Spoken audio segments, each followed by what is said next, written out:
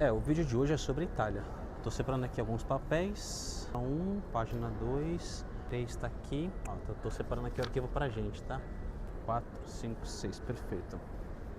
Muito bem, senhoras e senhores, muito prazer estar aqui com vocês hoje. Esse vídeo, na verdade, ele era para ter sido uma live no Instagram, mas devido ao dia corrido, devido à semana que foi se passando, eu acabei não conseguindo fazer essa live para vocês e hoje eu resolvi gravar esse vídeo aqui pra gente, aqui pro canal. Hoje nós vamos falar do vinho dos vinhos italianos. Vamos falar um pouco sobre a Itália, sobre como ela entrega os seus vinhos, falar um pouquinho da região norte, um pouquinho da região central e da região sul, explicar para vocês aqui que é uma denominação, o que ou quem são os Brunello de Montalcino, assim como a Amaranhos della Valpolicella, e os grandes vinhos que são produzidos nesse país. Bom, inicialmente eu posso falar para vocês que a Itália ela já foi considerada como Enotria, chamada de a terra do vinho. Isso porque por si só a Itália tem aproximadamente 2.500, beirando a 3.000 uvas catalogadas que só a Itália tem.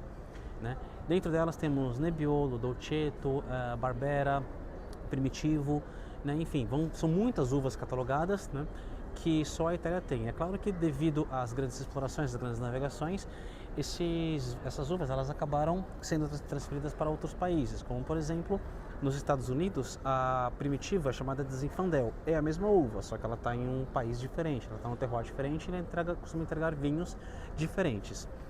Então, começando pela Itália, estamos aqui com a nossa documentação, o material que eu preparei para vocês. Uma curiosidade é que as uvas mais conhecidas da Itália, como por exemplo o Sangiovese, ela é a protagonista dos grandes vinhos como Chianti, como os Brunello de Montalcino, e ela também é base para se produzir os vinhos super toscanos. Eu vou chegar lá. Para nós começarmos a falar da Itália, eu preciso explicar para vocês que a Itália ela se divide em 3 grandes regiões, como Norte, Centro e Sul. No norte da Itália nós temos as regiões como Vale d'Aosta, Piemonte, Dogliani. No nordeste da Itália, por exemplo, nós já temos a região do Vêneto, que é onde se produzem os famosos vinhos de Valpolicella, e tem a região de Friuli e Trentino Alto Adige. São outras regiões que também se produzem vinhos, só que a mais conhecida aqui no Brasil é a região de Valpolicella, a região do Vêneto. Nós vamos chegar nela. Primeiramente, a região norte da Itália, ela é muito famosa por produzir os vinhos chamados de Barolo e Barbaresco. Barolo e Barbaresco são produzidos com uva Nebbiolo, uva muito plantada na região norte da Itália, na região do Piemonte, e que ela faz parte da denominação de ambos os vinhos. Isso quer dizer que quando você vir no rótulo Barolo ou Barbaresco, você já vai ter noção de 3 coisas. Primeiro, trata-se de um vinho italiano. Segundo, trata-se de um vinho norte da Itália. E terceiro, trata-se de um vinho feito com a uva Nebbiolo. É uma uva de casca um pouco mais fina e ela entrega vinhos robustos, ela entrega vinhos encorpados, vinhos complexos, profundos. Isso porque o terroir do norte da Itália ele é muito único, ele vai te entregar sempre uma terrosidade, uma rusticidade, mas ao mesmo tempo elegância, boas notas de frutas, dependendo muito do produtor, e são vinhos que serão muito completos. Já na região do Piemonte também, normalmente você pode encontrar uma uva chamada Barbera, os vinhos da uva Barbera. Você pode encontrar eles nas seguintes regiões, sendo um Barbera d'Asti ou um Barbera d'Alba. Também são feitos na região do Piemonte, na região de Asti, na região de Alba, só que eles são vinhos que são mais tratados, vinhos que são mais leves, vinhos que são mais produzidos para o dia a dia. E tem uma outra uva do norte da Itália, também da região do Piemonte, chamada de Dogliani. Desculpa, a uva Dolcetto da região de Dogliani, que está próxima ali do rio Tanaro, que é um pouco mais abaixo de onde se produzem os Barolos e Barbarescos. A uva Dolcetto, ela por si só, o nome Dolcetto já significa que a uva entrega um vinho mais adocicado. Poxa, então se trata de um vinho doce? Não necessariamente. Só que comparando com a Nebbiolo e com a Barbera, ela entrega um vinho mais leve, um vinho mais elegante e com uma nota levemente mais adocicada. Mas não se trata de um vinho doce, nada que você vá provar esse vinho em taça e falar, puxa, esse vinho aqui é um pouquinho mais adocicado, Nada disso. Então a região do Piemonte, ela é muito famosa por produzir Barolo, Barbaresco, os famosos Barberas e a uva Dolcetto. Se por algum acaso você vê numa carta de vinho, se você vê isso numa adega ou até mesmo em uma prateleira de mercado, se o valor for um pouquinho acessível, se der para você pegar, eu sugiro que você pegue sim e passe pela experiência de ter provado um vinho diferente da região norte da Itália. Agora, quando nós vamos para o nordeste, só um minutinho aqui, para o nordeste da Itália, nós já vamos para a região de Valpolicella. Deixa eu pegar outro papel aqui. Agora nós estamos na região de Valpolicella.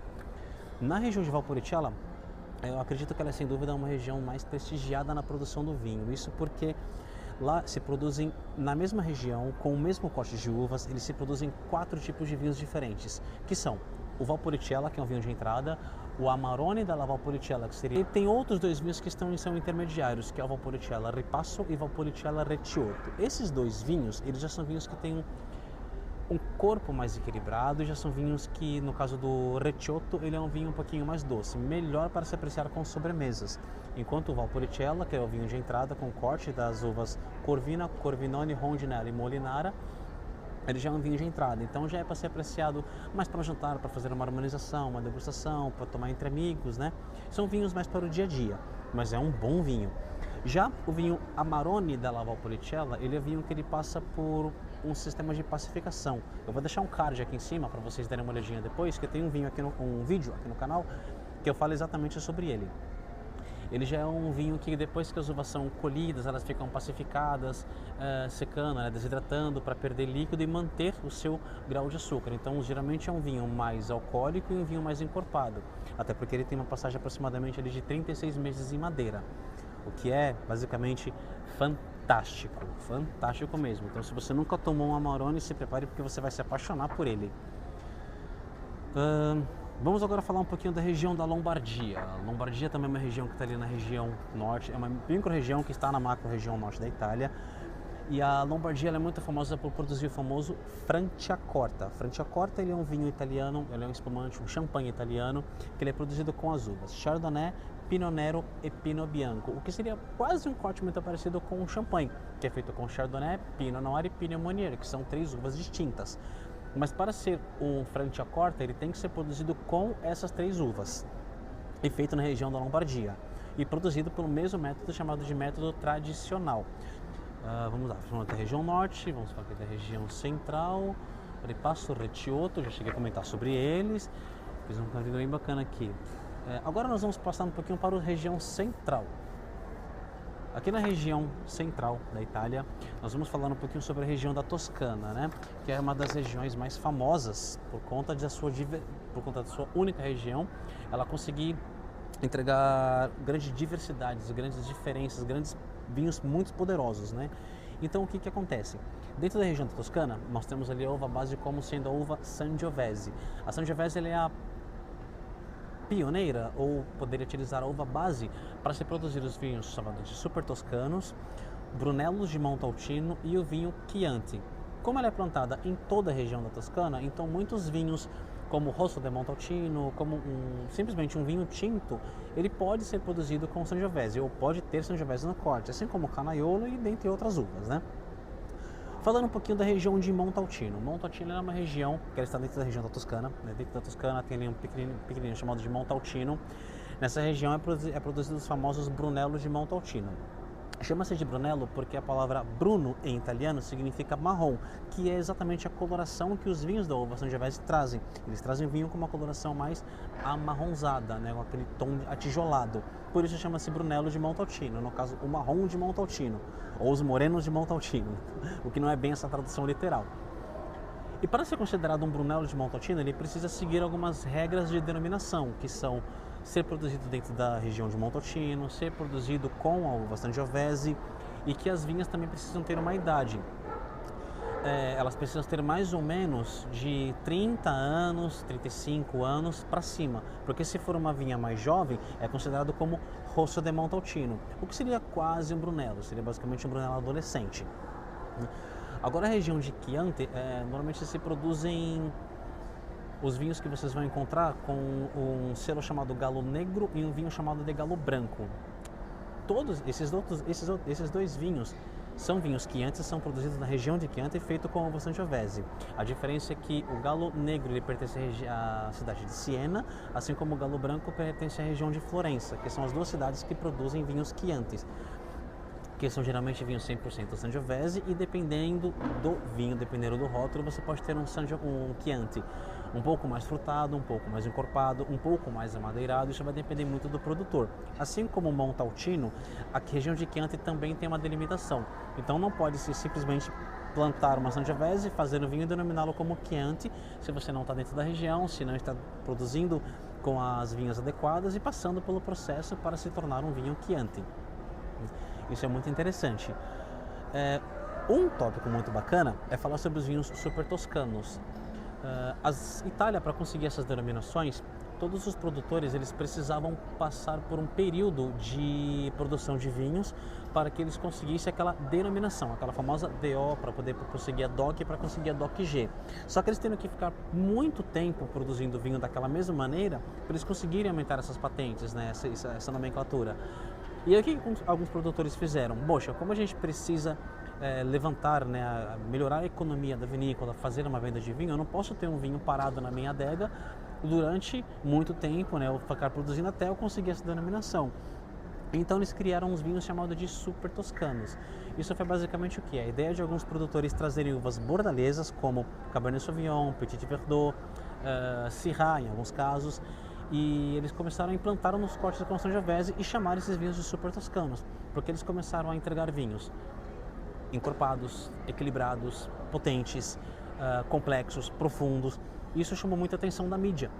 E aí a mídia começou a cair em cima e falou, como assim? O que é um super toscano? E aí os produtores começaram a investir nesse estilo de vinho. Então hoje você tem muitos produtores que produzem Brunello de Montalcino, Chianti, super toscano. Então a região da Toscana ela é muito explorada em toda a produção de vinhos, o que é muito fascinante, o que é muito bacana. Então se um dia você vê aí vinhos com o nome da região de Bolgheri, por exemplo, vale muito a pena de você comprar, provar, né? Interessante, passou um pessoal correndo aqui agora. E aí falando um pouquinho da região sul da Itália, ali na região da Puglia, por exemplo, que é a região mais famosa, nós conseguimos encontrar dois estilos de vinhos diferentes. Ambos são feitos com uva primitivo, só que nós podemos encontrar primitivo de Puglia e primitivo de Manduria. A grande diferença é que um vinho vai te entregar mais leveza e mais refrescância, né, por conta de ser uma macro-região da Puglia, enquanto o primitivo de Manduria consegue te entregar vinhos mais encorpados e mais potentes.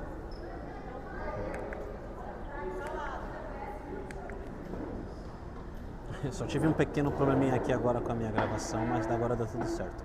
Bom, voltando.